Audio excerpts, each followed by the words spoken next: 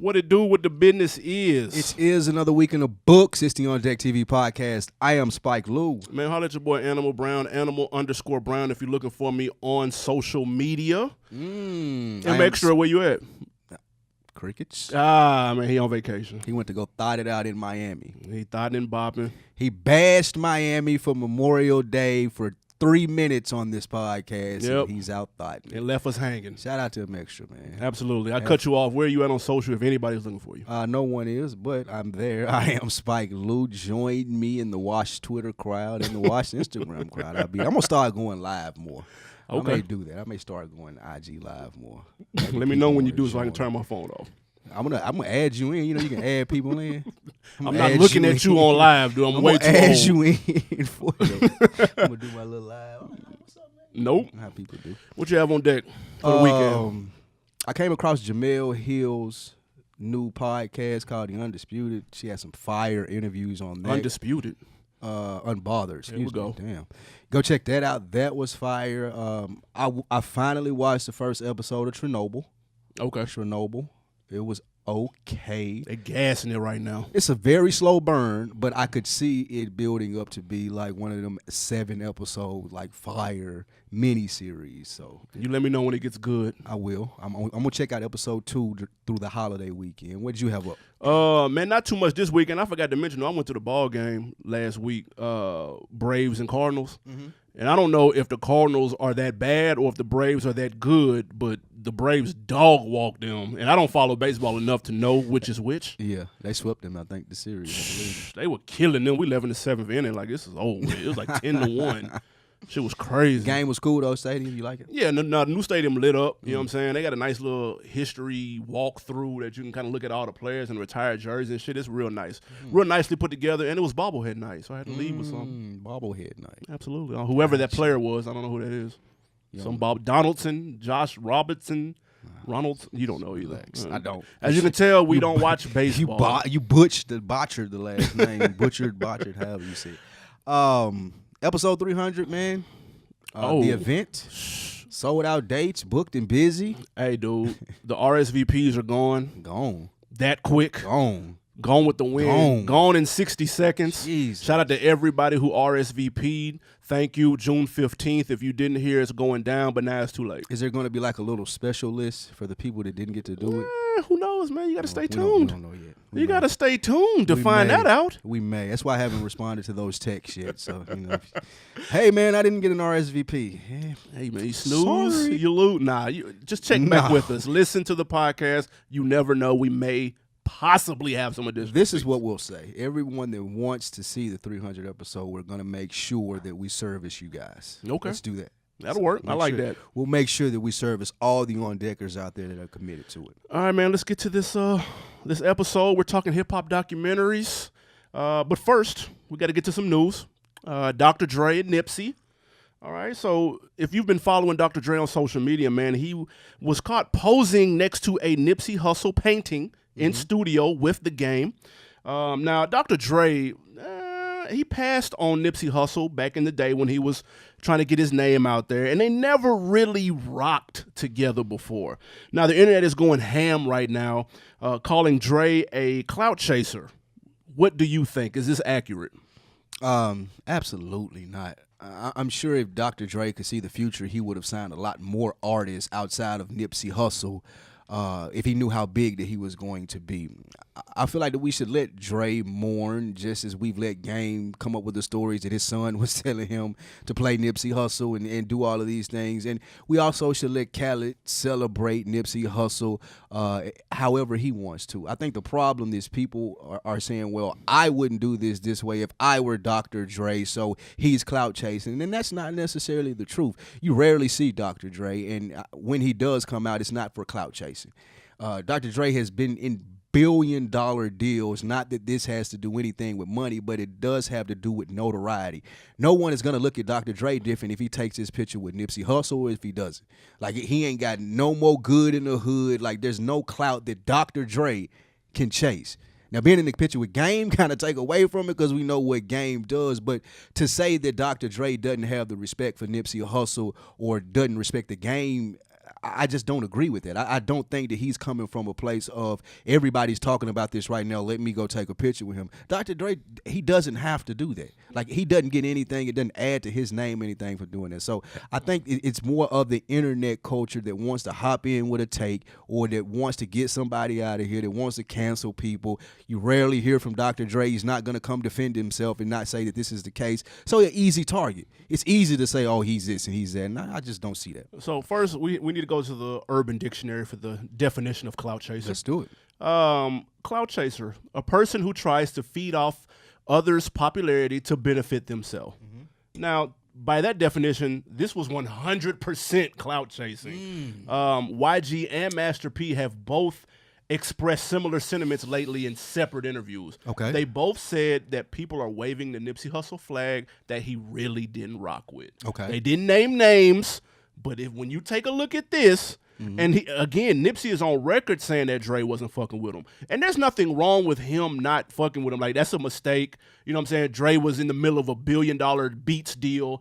I wouldn't be talking to no rappers either if I had those in front of me, different color headphones that were going to set me for life for generations to come. Right. I don't want to hear your CD either. Right. However, don't come on here posing next to the little painting that you got, the little one of one, and then act as if y'all were best BFFs the whole time. This is how you address that. All if he you're did Dre, was take a picture, though. Nah, but you know what you're insinuating. All you have to do, if you're Dre, you take this photo, put it on IG, and in the caption, you say, you do an open letter to Nipsey Hussle, dude. Listen, I know, you know what I mean? I never. Now, you want to talk about clout chasing? No, you have to address the elephant in the room. There is one. There is not an elephant in the room. Do the internet say that there's a big ass elephant in the room? I'm a hip hop legend. If I'm Dr. Dre, I do this. You can credit me for being a hand in creating all of this.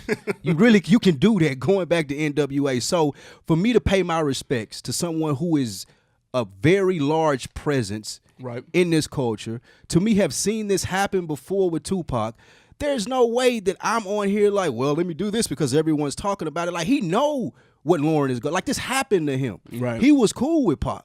And not to say that they were best friends when Pac died. Like, I understand the beef that happened, but he seen and was there when this happened to another young man.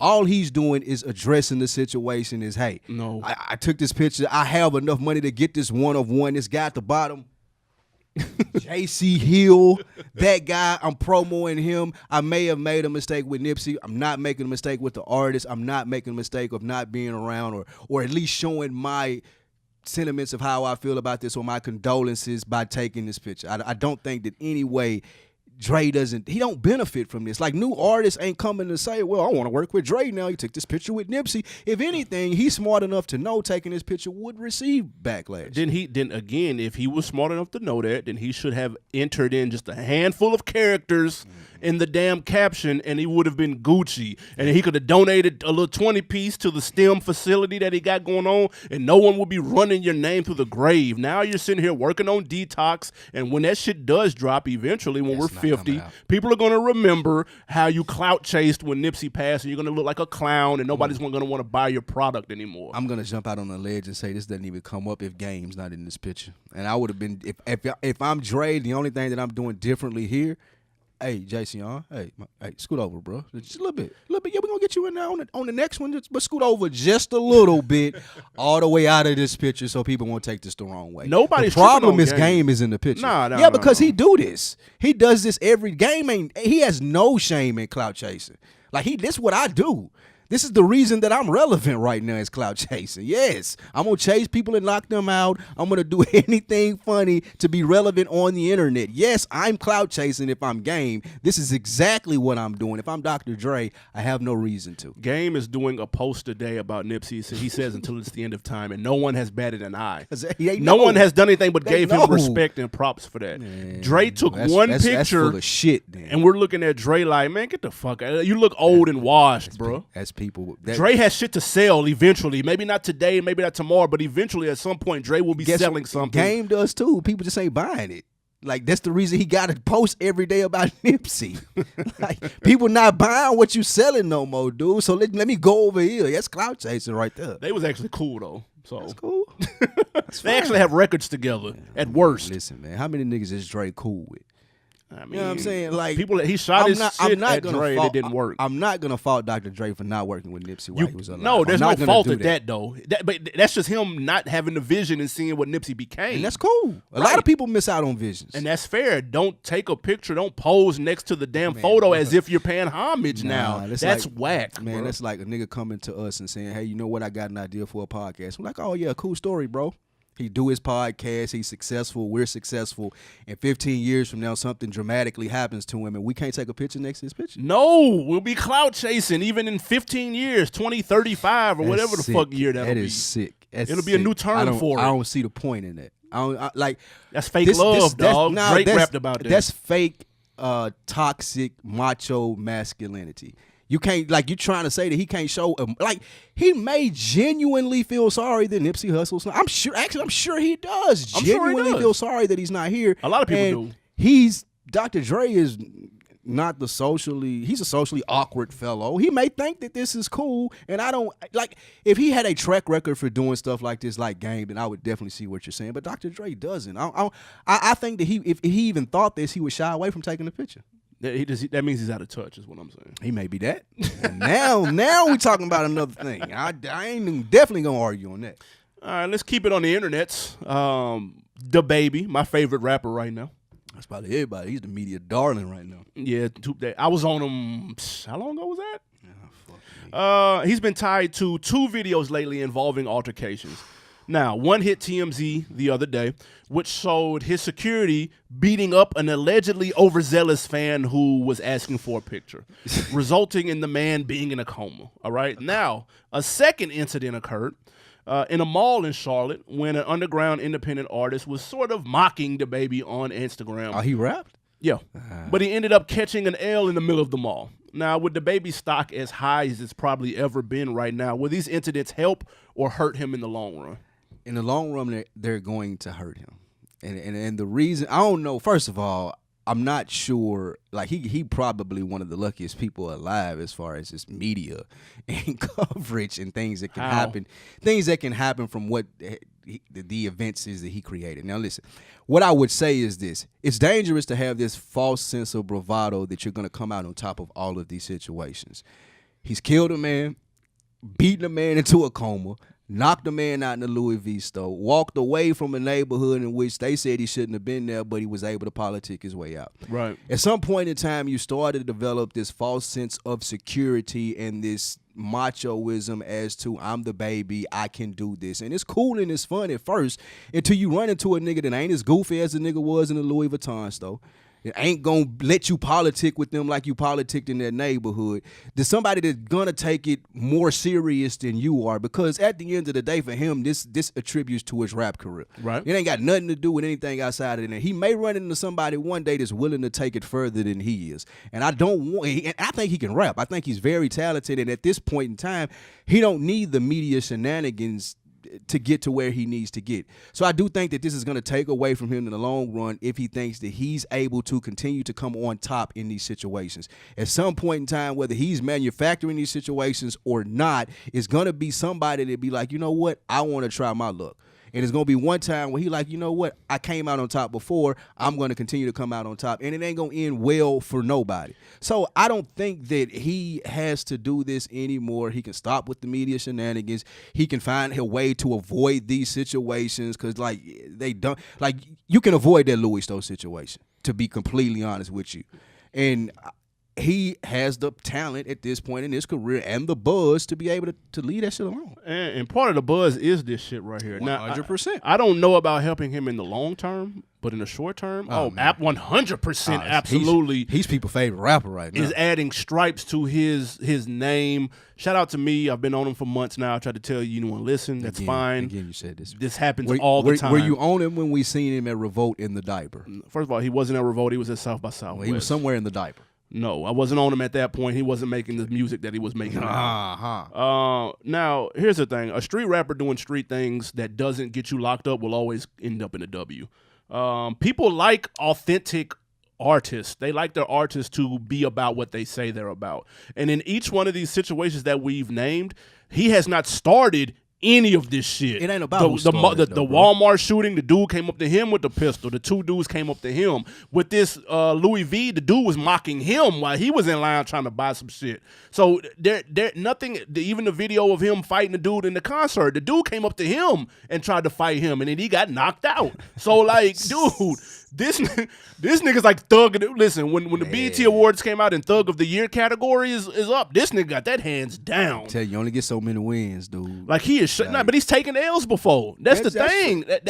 That comes with the territory. Just last week we were talking about YFN Lucci truck getting shot up and him needing to move to wherever the gods know where the fuck you want. And then his video got shot up a couple days later. And then just a couple days ago again, some shit got shot up. Which is why he needs to move. What's the difference between him and Lil Baby to you? Because it seems as if you're commending Lil Baby for this, but just last week you telling me YFN Lucci needs to move to Alaska. No, I'm saying that I like when people back up what it is that they talk about, and I'm not saying no bully shit. That would be corny. But again, in each one, in literally every situation, somebody has started. They came up to him at the video shoot, dude. He wasn't standing right there like, anybody come fuck with me. I'm King Kong. I'm with the street. He wasn't doing that. We've seen though with Nipsey Hussle, brother. Streets do not care who's right and who's wrong. Who's like, at some point in time, he not gonna be the nigga that win. That's all I'm saying. Yeah, that's fair. And that like goes what for you anybody, said, but like what you said last week, if he continuously puts himself in this situation, then it's more likely than not that shit gonna happen sooner rather than later.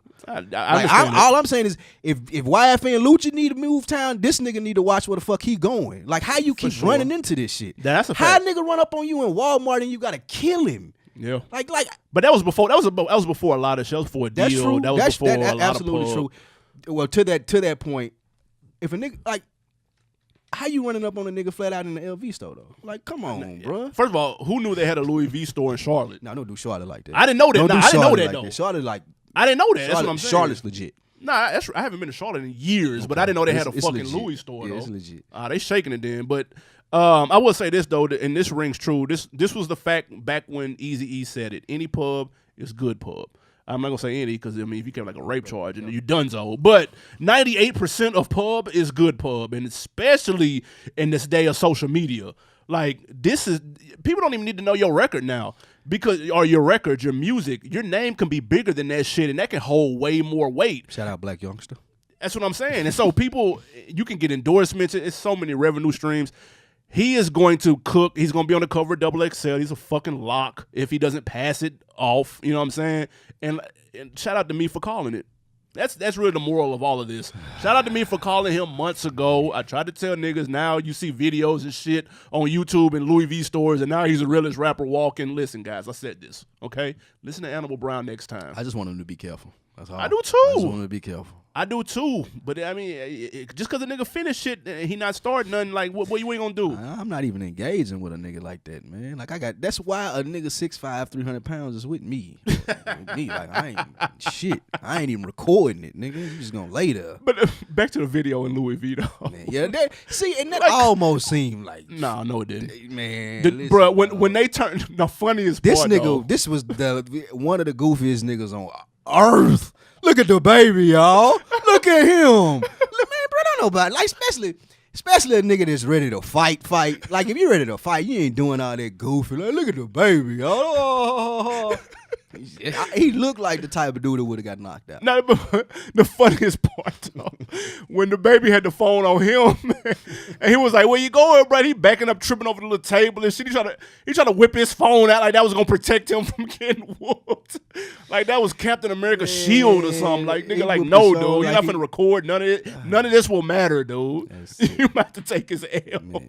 And I don't like see. This was unbelievable, dude. It was. It like that. It was almost like a sketch. It was. Like, that's a fact. Because but see, this has happened before. We just don't see it on video. Yeah, people always are trying to antagonize. That's what I'm saying. And they've got people, whooped. So that's the only reason why I'm like, it may not be fake, because people do this to famous people. I've seen it happen before. That's what I'm saying. Yeah, so yeah. And you also said trolling was going to hit an all-time low this year in your prediction, and you were completely wrong because it's at an all-time high. If anything, celebrity troll.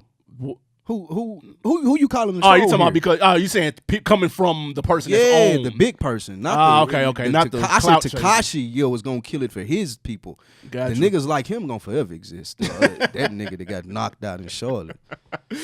Oh man. All right, moving on. YG. He dropped his 4th album entitled For Real over the weekend. After 2 solid projects, his first 2 albums, we lambasted that Stay Dangerous album last year. It wasn't hitting on nothing. Did he bounce back with this For Real project? Yep.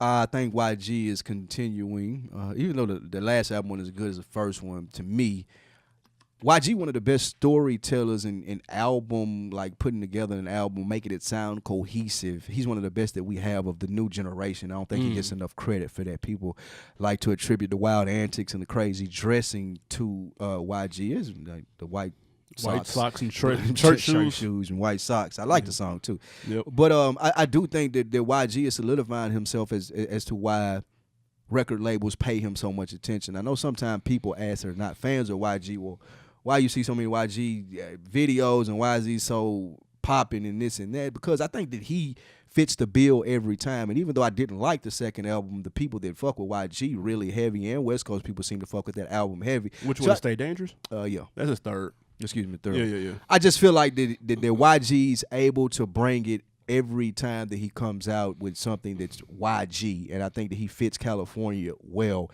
That's the reason he was able to take around the approach to this album and it be popping. Yeah. And I like this album. I like what he's doing. I do like this album too, and I definitely think it was a bounce back. I think what people are looking for is that debut album that he came out with, that My Crazy Life. I think you can cancel meeting those expectations from here on out. That's just not fair to him. He's going to be one of those artists where his first project is his best, and that's okay. It happens to a lot of people.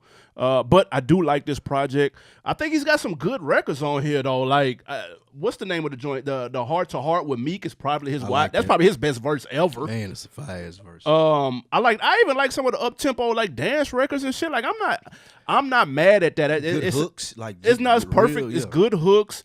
Those joints are gonna be perfect for the little Compton cookouts out west, or Bompton bookout, or whatever side of the fence you fall on with that. I think he's got some good records on here, and it's much better than that Stay Dangerous. And this is about as close to as good as we're going to get with YG. Like, I don't see him continuing to ascend. I see him kind of plateauing about right here, which I'm not mad at. But in West Coast fashion, though, right here is like, I think, another solid 10 years, though. 10? Yeah, like he can take E40, right? YG gonna be around for a long time. If I think he think those people on his album are a little bit more talented than they are.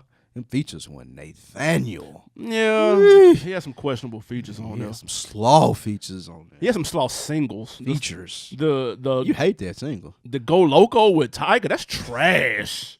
I mean, it's Tiger. That is, yeah, that's what I'm saying. It's trash. The Stop Snitching. Bitch, nigga, snitch, nigga, that's terrible, bro. Like, that is a shitty song, dude. I get it. You trying to throw shots at Tekashi. Snitch, nigga. That shit is trash. That's some YG shit, nigga. That's some trash shit. Bang. But he's got some bangers on there, though. Like, I'm not YG. gonna lie. I like YG. YG is cool. I feel like when he wants to, he actually can rap. But then the gap in between when he's ripping a verse and when he's some slaw is so wide. It's like, bro, like, why is it such a big difference when you right here and on some of them other songs, though, he ain't talking about shit. Sometimes he show up and don't care. Yeah, that is. I don't like. What, are we sure he writing all that? Don't do YG like that. But that's the only thing that can make me think of why would it be so different though. Cause he got some slaw ass verses on that, dude. He does. Like, he got some struggle boys, but that Heart to Heart is fucking fire though. It is. He's killing that. So I'm like, I feel like that he's one of those rappers though that on a heart to heart song where you're talking about real shit, he's able to tap into a different space than just being technical. Like, I just got to rhyme, do 16 or some. I feel like YG's approach is gonna be different than he going in there able to spit real shit because he a real nigga. For sure. Being like, oh, this is a club song. I got to do a club verse. I got to do up tempo. Simplistic shit. Yeah, I got to make sure people get it. I think that that's a thought process that he goes to. I think that he is creative. He's in that enough of creative space to where he goes through that, and I think that he's able to put more towards that stuff that we like with the heart-to-heart stuff. Yeah. Other shit he just don't give a fuck about. And I like some of the songs got more layers than a lot of people think too, man. Good features, good arrangements and shit. It's it's actually he a tells solid a little story project. with his project all the time. Yeah, I get to him, man. It's nice bounce back from UYG because That's That Dangerous wasn't nothing at all. Before we get to this music break, man, RZA, we got to talk a little bit about the Wu-Tang documentary. Now, we've all seen the fire-ass Wu-Tang doc series. Spoiler alert for those who didn't finish episode 4. They go into details. Yeah, skip ahead if you want to. You wasn't even going to give him a chance to skip ahead. Absolutely Y'all not. fast forward all of this.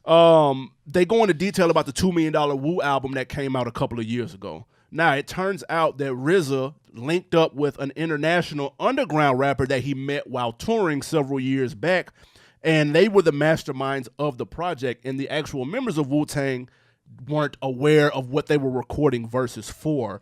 They ended up being paid a couple of $1,000 for the project, only to find out that it got turned into a $2 million album. Now, after seeing how RZA handled that, did that make you look at him differently?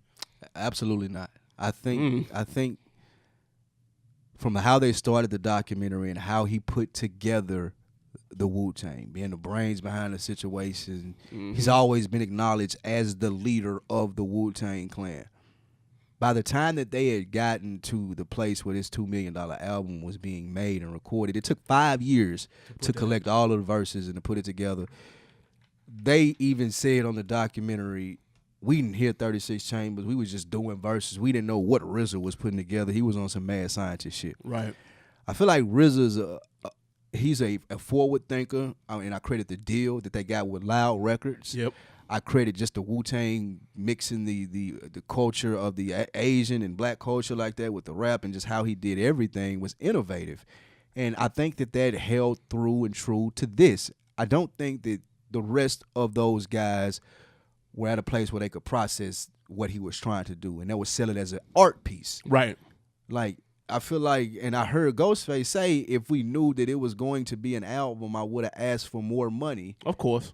Because I knew that you were going to be using this verse, which take away completely from what we're doing anyway. So I feel like he has a legitimate reason not letting those guys know what he's doing with it, because of what the end piece of it was going to be, and that would have taken away from what it was as far as art. If they knew what they were going into as far as doing this, it takes away from the art of it, in my opinion. It takes away from the value of it. It takes away from what they're able to tell people about it. It takes away from from it being exclusive. Yeah. Because RZA putting it all together, him sitting in the room doing it, the guy that sold it with him, and then Martin Shkreli, who he sold it to. Yeah. Those are the three people that really know the context of the album. If I tell you going into it, hey, I'm putting the album together, this is what I'm thinking, then you're able to have interviews, do shows, and talk about, hey, what you think is on the album. They're not able to do that, which makes me able to drive my price up and get them $2 million for it. Yeah. So I think that's how he originally even started with presenting Wu-Tang to people, like, yeah, this is a group, but these are 10 different people that I'm presenting to you. So when an offer comes, they are able to negotiate themselves outside of being Wu-Tang. Right. That's all he did here. Okay, first of all, and I think I said this when we talked about this on the show a couple years ago when it happened, but I'm going to say it again. The idea itself of a one-of-one album as an art piece sold for millions of dollars was fucking genius. Mm-hmm. That's first and foremost. Fire. Let's get that out the way. But from all accounts, just looking at the documentary from the outside looking in, RZA seemed like a solid dude, especially to the Wu, because they were his friends and family in some instances. So... And we saw that he let them go out of their deals. He said, I just want the Wu-Tang as a collective, but y'all can go get y'all deals.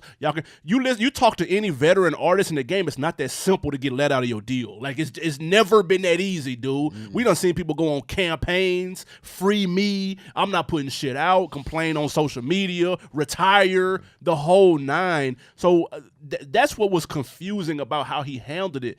Why wouldn't you just tell people what you got going up your sleeve, dude? That doesn't mean everybody's going to go on Breakfast Club and spoil it and do all that. You can still do that, and people can still get a decent amount of money off of it, and you can still eat off of it. I'm sure RZA's straight. Yeah, but it takes away from it overall. And I tell you what, I don't know how, though. But so there was a clip in there, and we talked about this off mic, and I'll bring it up here to kind of get to the point of how. In one of those clips, Ghostface was talking to, what's RZA's brother's name? Genius, Jizzle. Oh no, his brother. Yeah, the dude on the boat. Light-skinned dude with the boat. Yeah, I can't remember his name, but dude, his brother. He was talking to him. Who was a business partner. Who's a business partner, and Ghostface is talking to him. He's like, bruh, if I go out and I get a $1 million deal, and you ain't got nothing to do with it, but just because I'm with Wu-Tang and you provided me with this opportunity of being Wu-Tang, I should get my full $1 million instead of $800,000, and you taking $200,000 out for processing or finder's fee or whatever the fuck you charging me $200,000. And he didn't understand that process. Yeah. So as a leader, RZA has to know who he dealing with. So you have a point in saying you can tell niggas what you got up your sleeve, and you can bring them into the fold. But if they've already shown you that they can't handle or process that information, you on the leader are failing them. If you're trying to get to where you're trying to get to and say that $2 million, because you know he gonna leak it. Because he don't even get the small thing on why I'm taking a percentage out of your million. Like, you think that I'm the reason that you're broke. Nigga, I'm the reason that you made millions of dollars. Right. So if I see a nigga thinking that way, then I'm not gonna tell him either. Like, I'm not gonna hide anything from him on the sense of, if you think you should make more money off this, then let's have a conversation and discuss it on the back end. I would totally hold it against him with the thought in my mind that the way that I'm saying I'm a real nigga is, if you want to discuss it with me once you find out it's sold for $2 million, then let's talk about it. I ain't gonna hide from you, I ain't gonna run from you. Tell me what you think you deserve from it, and let's talk about what I feel like I should give you from it. We can negotiate from that point. But if I feel like it's gonna fuck up my $2 million on the front end, if I tell you, no, I'm not telling you. And that's me looking out for you as a homeboy. That's me looking out for the business, because you've shown that you can't handle that. So I ain't doing my job as the person that I'm supposed to be if I give you that information and you fuck it up. You fuck up the church money. Yeah, because he didn't understand that at all. He didn't get it. He was like, well, I want my whole $1 million. Like, bruh. It's not. But here's the thing. They're dealing with family and friends. If you were dealing with people that weren't family and friends, you'd be getting $500,000 out of that, and your ass would have a clue. You wouldn't have a clue that it was $1 million involved. You might not even get that. One of the biggest things, exactly. You don't even know that it was $1 million. They only told you it was $750. You get your cut off $750, right? And they took their $250 out the top, and they getting their percentage. Right. But that's a whole nother story for another episode. What this documentary did show me is a lack of communication that people have, especially black men that are friends, that go into business with each other. You have to be able to have conversations, painful conversations, awkward conversations. At least have the conversations for the sake of your friendship, for the sake of the business. Because a lot of those times, those guys, when I seen that they were when ODB was beefing with Rizzo, or when Capadonna was beefing about his money, a lot of times it was just miscommunication. Right. Where if someone had picked up the phone, this nigga that I knew since I was 7 years old, now, I can't get in touch with him, he can't get in touch with me, nobody know where my $250,000 is. It ain't about people being shady, it's about you not communicating. I got the $250 for you, bro. I'm waiting on some deals to go through. It ain't gonna be here this month like I told you, but it will be here. I promise you that. Right. Or I take your car. Yeah, I sold it to him for $2 million. I know I didn't tell you about it. You absolutely right, bro. That may have been wrong in your eyes. Here's why I did it. All right, let's have a conversation about what you want to be compensated for. But when there's millions involved, bro, it's hard to do. No, that's hard even harder than hard. Like, I don't like, bro. Like, that's because that's when people. That's when it's every man for himself at that point. And I gotta feed my family. Everyone thinks that the other person is hiding something. No matter how transparent you are, someone is still going to think that there's something that you're not telling them. That's just how it works, dude. Like because usually it's because of outside influences in their ear that don't have a clue about how shit work, and that throws off how they think. And now they looking at their homeboy like, damn, bro, really? I slick you ought to be getting this, man. You ought to be getting this. It ain't no way you didn't get this off it, bro. Like, that's how it comes to an end. Come on, like that. Like RZA, that was a questionable move by RZA. And look, listen, you can be a real dude and have one or two on your resume that was like, I don't know why you move like that. But you know what I feel like, even after looking at that, what made it so bad is the motherfucker that they sold it to. Like, that didn't hurt it. I mean, that didn't help at all. I ain't even really know about I smack Ghostface and them calling him by his real. Like, man, get the fuck out of here. He was a clown. Man, come on. They sold it to a clown. And when they was in the movie theater, though, and they was all talking about it, and they was shitting on it, and RZA was sitting right there. The look on his face was pride. They was. He wanted to disappear like a motherfucker. Yeah, Method Man was like, that's another story for another day. Like, that shit shouldn't even exist. I'm surprised they ain't really just hot at him. Great documentary. It was was a great documentary. It was, and there are others. We'll see if it made one of our top 3 list. But first, we got a music break. We're gonna tap in, holler at Mxtra all the way from Miami. What you got for us, bro? M.I.A.O. We are back. That was Currency, Clear Part 2, featuring Jada. How you feel about that? Currency got this shit down packed, man. I wish some people would call him for rap consulting and he just tell them how to continuously do this shit. He got it, man. I like it. I like the album. Perfect feature from Jada Kiss. Perfect summer music. I love it. Yep. This is the whole sound of that Gran Turismo album. Fire is straight through, in my opinion. This song is a banger off of there. So yeah, it's dope. And again, for some reason, Currency surprises me every time he drops. I don't know why. Love Currency. Yeah, but dude is probably the most consistent, if not one of the most consistent artists in the game right now. I got to give it to him. Yeah. All props to Currency. Now, we're talking documentaries here, people. Top 3. I've got 3. You've got 3. Maybe we got an honorable mention or 2. Maybe a wishful. Maybe even some hopeful documentaries that we would like to see. So let's get straight to it. Give me one of your 3 favorite documentaries and why. First and foremost, I would go with my number 1, probably it's my favorite, not far as the content of all of it, but it probably has my number 1, 2 hip-hop moment. When Dame Dash was on Backstage and they were talking about the Def Jam, the jackets, the backstage photo. Like, first of all, the Backstage DVD is what I'm talking about. That's my number 1 documentary. And the moment, what it made it was for me is when Dame Dash was snapping off on Def Jam. Yeah. And I wanted to be like Dame Dash at that point when I seen that it was fire, like everything that he was talking about as far as representing with his company and going to battle with the big company and like, y'all ain't never show us no love, we do it all ourselves anyway. Like, I just, for some reason, gravitated to what he talked about, which made that one of the biggest hip-hop moments for me. Yep. It'll go down in history for other people as well. It's very documented. People love it. And that was one of the times, that was when I first started appreciating Dame Dash. Like, we had seen the rap CEO before. I feel like Dame was kind of closer in age to us around that time. So he kind of epitomized what I would want to be as a CEO. Yeah, he was that gave us first of all, that's a classic documentary, Yes. obviously. He gave us a look behind the curtain a little bit in terms of what those boardrooms may look like and just the fact of how hard he was riding. Now, in hindsight, if we look at it, that probably is what got him out of there. That is a fact. That is a absolute fact. He probably could have approached it a little differently, but no, it was entertaining as fuck at worst. That's a classic documentary. I'm not. Come on, now, everybody. I appreciate Backstage. Like, stop. That's facts. They had DMX on there, the whole Rough Riders versus Rockefeller. But the I feel freestyle like battles the and shit. freestyle battle. In that situation with Dame, you have to always appreciate a person who tell you where they stand. And I think Dame is one of the best in the game at that, as far as like, I ain't gonna bullshit you. I'm gonna let you know where I stand. So yeah, that was the shit. Ain't no question about that. And that was the behind the scenes look of the Hard Knock Live tour, which I went to in Nashville. Shout out to Nashville. Jay came out with the Eddie George jersey on. It was lit.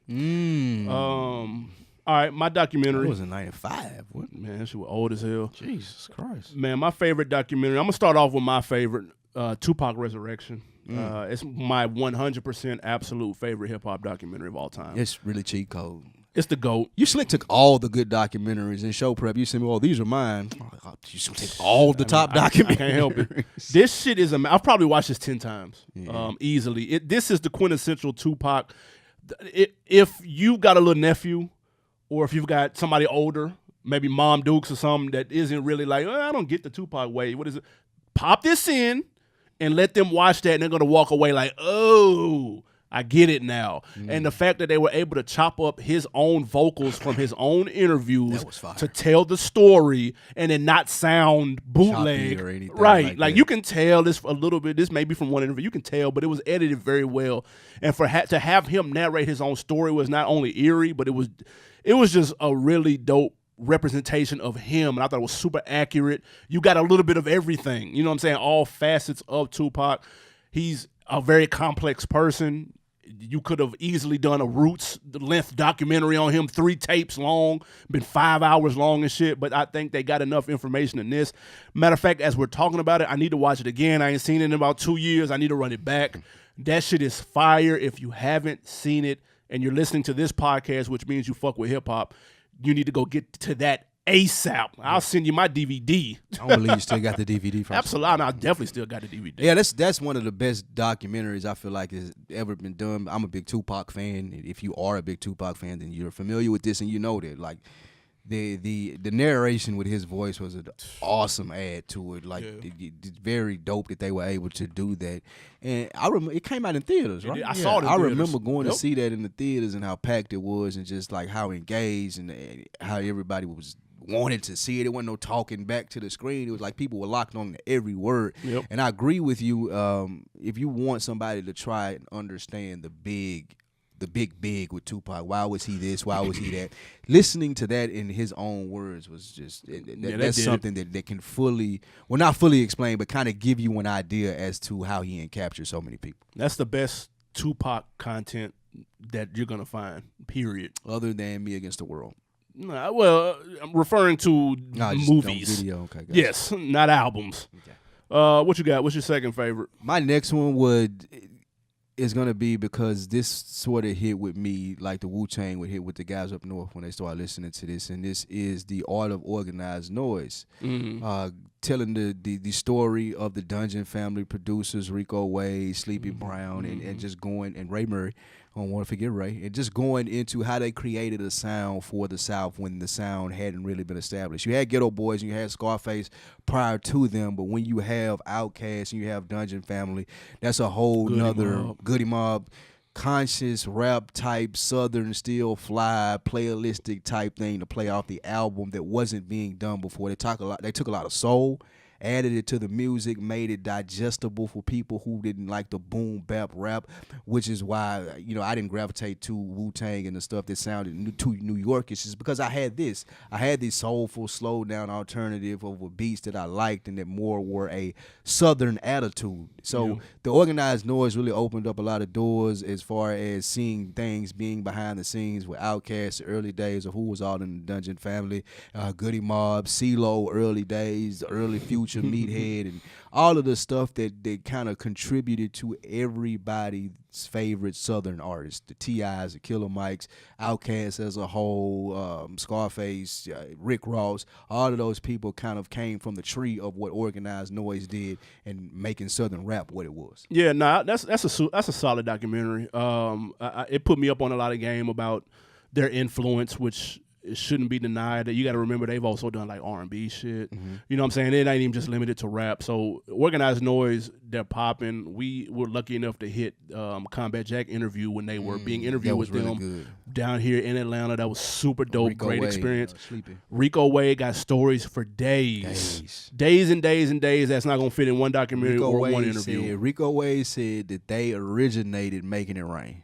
He said, this was a story from the live podcast. He said, I literally used to go to the bank and get $10,000. He said, we was making so much money back when Outkast first started popping and stuff. He said, I used to go to the bank, get $10,000 out every day. Every day before I got my day started, I would get 10 racks out the bank.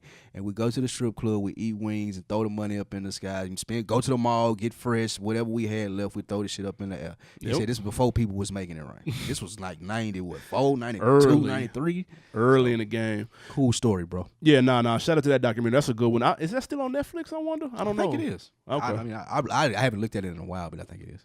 Y'all find that if y'all not up on that. My second one, going Jay-Z again. I know you had Backstage, so I've got to take the other one, man. Fade to Black. Jay's easily one of my favorite rappers. And one of his favorite albums of mine is the Black Album. That was billed as his last album. Right. It was going to be his retirement, his swan song. The album chronicles the documentary chronicles the making of that album, as well as his show at MSG. The behind the scenes look at him in the studio was crazy. Seeing his face when he first heard that Dirt Off Your Shoulders beat, hearing Pharrell tell the inspiration behind Allure, You know what I'm saying? Like even Kanye telling him how he wanted to do encore and how he wanted that to kind of roll out and how he wanted to structure the song and shit. Like that shit, that's behind the curtain, fly on the wall shit that you never get to see. Yeah. And you see that with someone on the caliber of Jay-Z's level who will probably go down as the GOAT when it's all said and done if he's not already that. It's a must see, even if you're a part Jay fan. That's a must see. That album is a classic. How many times? Like I can't even think of another album that has a documentary that shows the making of it. That's a classic like that. It's on that level. I think. Shout out to the Nas fans. I think Illmatic has something similar, but I've never seen it, so I don't know if they've got actual in studio footage of it. You know what I'm saying? Like this had in studio footage of making some of the dopest Jay-Z songs ever. Right. So that shit is that documentary is super dope. I haven't watched it in a while. I need to double back. That's my second favorite documentary, easy. I think one of the most fascinating things about these documentaries with Jay is people knowing he doesn't write.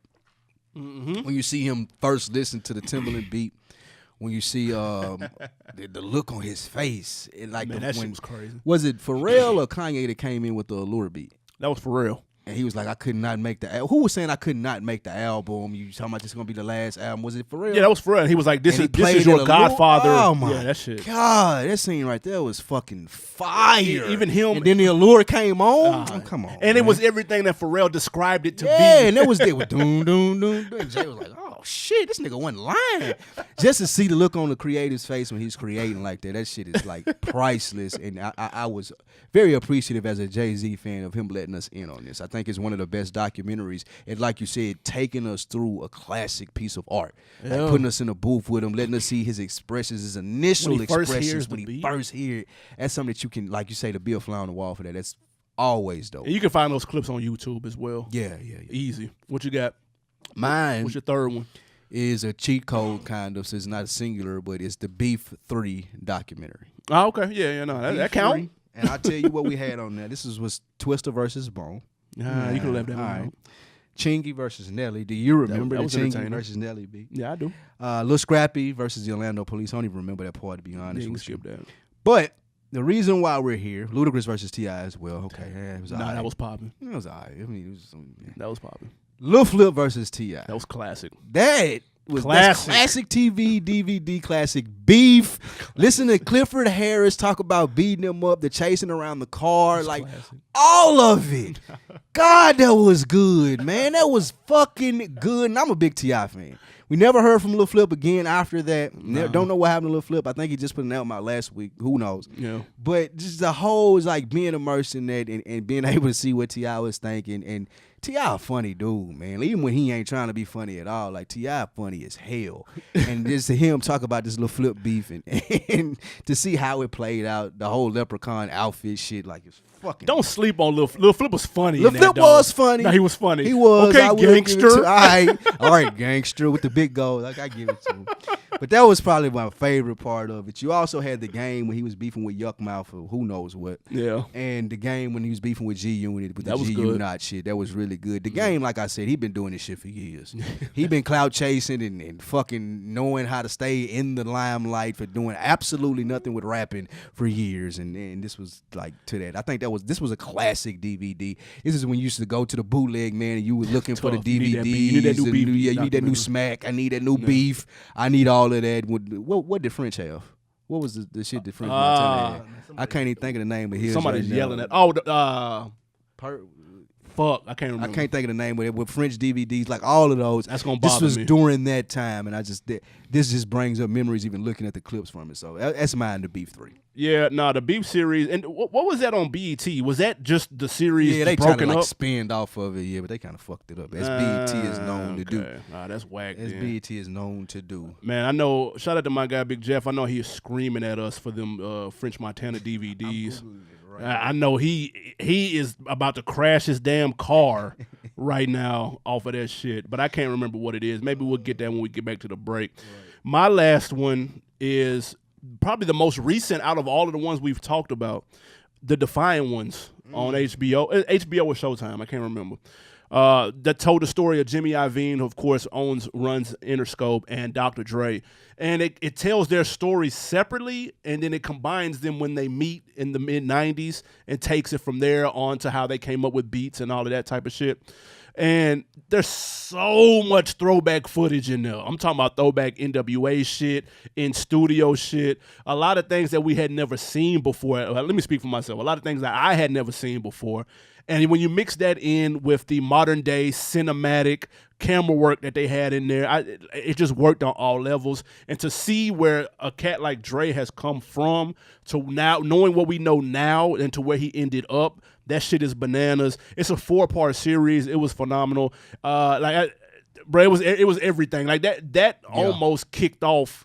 If I'm thinking correctly, that may have kind of kicked off the more modern day documentary that we have today. I was just about to say, like the series, that kind broken of up the shit. series broken up and the like direct like fly on the wall, not just sitting across from somebody and them telling the story, but like right there with Dre, right there with Jimmy Iovine as they were coming up with ideas and stuff, and then kind of flipping that to something in the past, like they did with the Wu-Tang documentary.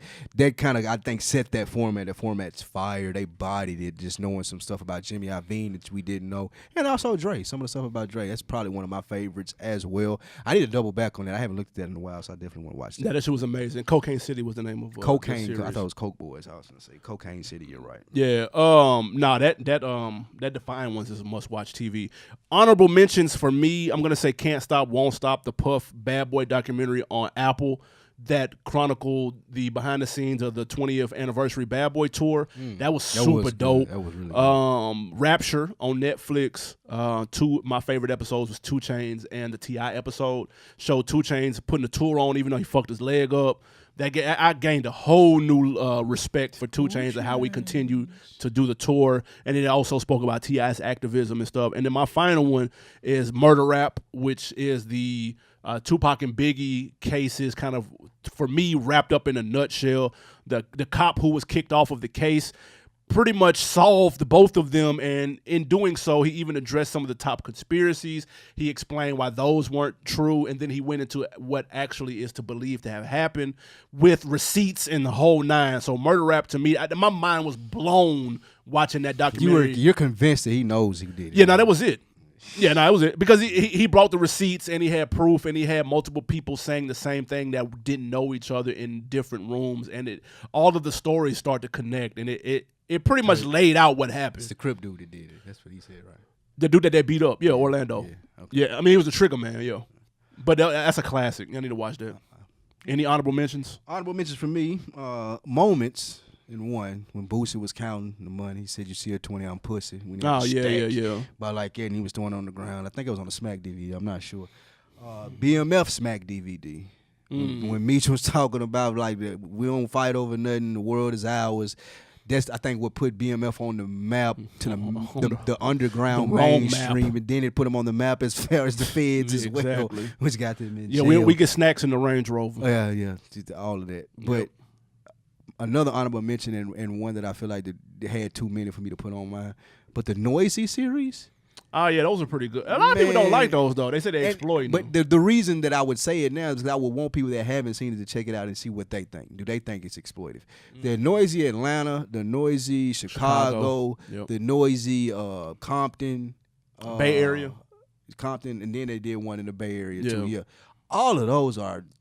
That's good TV. Regardless if you think it's being exploitive or not, I think it's coming from a place to give you information, gives you good information, lets those guys talk. Trouble had a great scene on it. Yep. The one in Atlanta could have been a little bit exploitive. I see when they did the McConan and the Gucci Man thing and the Gucci twin, whatever them dudes' name was. But there's some moments in those documentaries that are really good and put really good information out there. Namely, when they're in Compton and they doing the hood kitchen stuff and they talking to Kendrick Lamar friend Thug B. Kitchen. Excuse me, the Thug Kitchen. Yeah. And they talking to Kendrick Lamar friends B, who he grew up with, and he was talking about how he, growing up being a rap superstar is your best friend, but he just Kendrick Lamar to me. That was dope. It was some dope shit, and especially those. So if you're gonna start with any of them, start with the one out in Compton, work your way to the Atlanta one, and it's some good TV. No, that's a fact. Any documentary you need that we're missing that we haven't gotten yet? Man, I was listening to Bun B on Bomani The Right Time with Bomani Jones, and he was talking about how people would always ask him about Outkast, ask him about 8 Ball and MJG.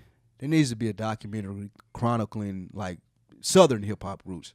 So if we start with the Ghetto Boys and you do A-Ball, MJG, UGK, and the Hot Boys and Outkast, and kind of like just go through how all of them were popping at the same time, but they never really worked with each other, and just I feel like that'll be fire. Yeah, because they were all around the same. Well, I mean, not Ghetto Boys a little bit earlier, but Hot Boys, Outkast, A-Ball, MJG, UGK, those are pretty much around the same. And Bun said he said we never ran into A-Ball and MJG for like a long time. Yep. It was never like, it wasn't no beef or anything. It was just like we were never on the same bills. We were never in the same cities at the same time. People usually when they booked us, they would book us one after one another or something like that, but never on the same show. So I feel like that would be a dope documentary just to follow their similar roles and how they almost probably did this and did that. Because even 3-6 should be another one that should be in there with them, because they were talking about Bun was talking about the 3-6 album that they were supposed to do. It was Underground Mafia. Underground Mafia, Sipping on Some Scissor was going to be on there, and a couple other songs that they hadn't put out. So I just feel like that would have been a fire documentary just chronicling Southern hip hop groups. Yeah, one that I need right now, and I remember a couple years ago, Kim K mentioned this, that Kanye has videotaped all of his albums, and he's got that footage on deck that he's never put out. Can you picture? We just talked about how we don't have many classic albums that have in studio footage. Can you picture the sessions in Hawaii with that My Beautiful Dark Twisted Fantasy? Yeah. Like what? Like nigga, what are you sitting on that? When are you gonna put that out? When you're on your deathbed? I need that now. Regardless of how you feel about that's TV that you would we got to see that. To miss, We got to see that. Even College Dropout, because think of any one of them. Yeah, really any one of them. Think of the Ye, because think of Ye in College Dropout mode versus where he was at on the level in My Beautiful Dark Twisted Fantasy. That's a different person. You know what I'm saying? So like just kind of seeing the timid, but he was still kind of talking shit, even though he hadn't really accomplished much at the time. But you see the confidence coming from him there, and then you kind of see him orchestrating that My Beautiful Dark Twisted Fantasy, which a lot of people call a masterpiece together. Yeah, that's what I'm saying. He putting that together with all those different acts and stuff. Like we need that foot. Like I don't know what hard drive that's sitting on. But make sure that motherfucker's working, and you know what I'm saying, it's in good condition. Do not lose that and somebody steal it. That need to be in a safe. Locked off in the cut, because we need to see that documentary ASAPing. Am I wrong? Didn't the Blueprint 3 have a documentary? Am I wrong? If it did, I don't know why they just I don't know why they would decide to document that album. And for some reason, I remember Jay like in Hawaii or some shit, and they was doing the sessions of it. He was that shit. I don't know what that was. It sound forgettable. Something else. It was. The Carter has a documentary though. Wayne. Lil Wayne's? Yep. Yep, I forgot about that. He does have one. It didn't make a lot of noise. Yeah, it didn't make a lot of noise, so that probably means it's really not that good. But yeah, it may be worth investigating. Somebody let us know what that Carter hitting on. We might have to double back and talk about some of the vlogs, some of the best vlogs that we've seen too. Yeah, for sure. YouTube show or something. Y'all let us know in the rap chat on Facebook, man. What's some of your favorite hip hop documentaries? Give us your top 3. Let's hear it. We'd appreciate that. Now we've got a second music break. Mxtra, if you're not too wasted down there in MIA, what you got? We are back. That was London Jae with You featuring T.I. How you feel about London Jae? My boy T.I. has to be more selective with who he lends out his verses to in 2019. I understand that London Jae is on Hustle Gang and he's trying to make his career do whatever it's gonna do, but this ain't it, bro. Ain't it? No, this song was all right. Nah, not for bro. It was all right. If it's quiet, which is quiet right now and the summer is about to happen, and you bring me this, I'm highly upset at whoever is A&R and like whatever's going on in Grand Hustle, because this ain't it. Yeah. Like, this it was all right. It was all right. They need to call Young Dro or somebody that got hits under their belt, get them in the studio and try again, because this ain't it. If you waiting on Young Dro to get to the studio now, somebody, you cancel. You gonna give me London Jae? Hey man, if you can't find Dro, you got to settle for London Jae. Spotted, nobody ain't around. Man, it's rough over at Hustle Gang right now. Where 5 mics at, man? In that instance, let's talk Drake, man. Question of the week before we get ghost. Drake's presence at the NBA playoffs. He's been front and center at the Toronto games. Young Aubrey. We can expect more of him because they actually made it to the finals. He even went as far as doing a post-game interview that actually made it to SportsCenter. Drake, the artist, hasn't played a lick of basketball ever in life. Life. Is this exposure doing more bad than good for Drake? It's doing way more good than bad. And the reason being, I listen to Dan Patrick daily. I've been listening to Dan Patrick. Dan Patrick's a sportcast. Used to be on NBC. Yep.